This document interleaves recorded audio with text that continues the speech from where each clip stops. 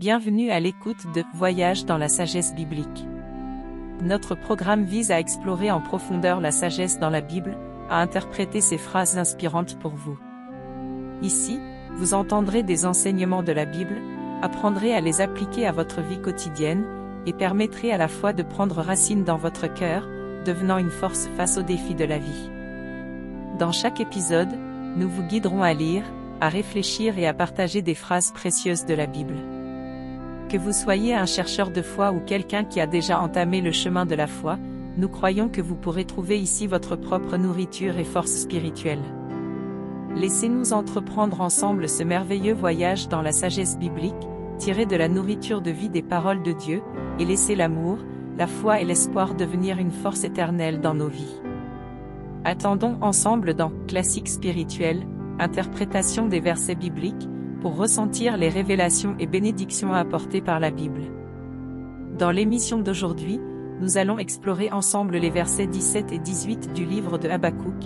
Même si le figuier ne fleurit pas, et qu'il n'y a pas de raisin sur les vignes, même si le rendement de l'olivier échoue, et que les champs ne produisent pas de nourriture, même si les moutons disparaissent du pâturage, et qu'il n'y a pas de béhuves dans les étables, néanmoins, je me réjouirai en l'Éternel, je serai joyeux dans le Dieu de mon salut. Ce passage est un psaume du prophète Habakkuk exprimant sa foi en Dieu dans des circonstances extrêmement difficiles et décevantes. Le livre d'Habakkuk traite principalement de la manière de faire confiance à Dieu en période de difficulté. Dans ce passage, Habakkuk décrit une situation de pénurie extrême où les récoltes et le bétail ont subi des pertes, et où l'ensemble de la base économique et de la vie s'est effondré. Cependant, même dans ces circonstances extrêmement difficiles, Habakkuk choisit de faire confiance à Dieu.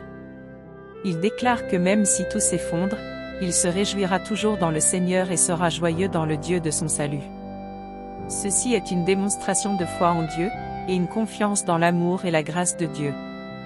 L'enseignement pour nous de ce passage est que, peu importe les difficultés et les défis que nous rencontrons dans la vie, nous devrions faire confiance à Dieu et chercher son aide. Dieu est notre refuge, notre force dans les difficultés. Lorsque nous choisissons de faire confiance à Dieu avec joie, même en temps d'adversité, nous démontrons notre foi et notre confiance en lui. Imitons l'attitude d'Habakkuk dans toutes sortes de difficultés et de défis dans la vie, en ayant confiance fermement en Dieu, en le laissant être notre force et notre joie. Car c'est seulement en nous appuyant sur Dieu que nous pouvons trouver la paix, l'espoir et la force dans les moments les plus difficiles.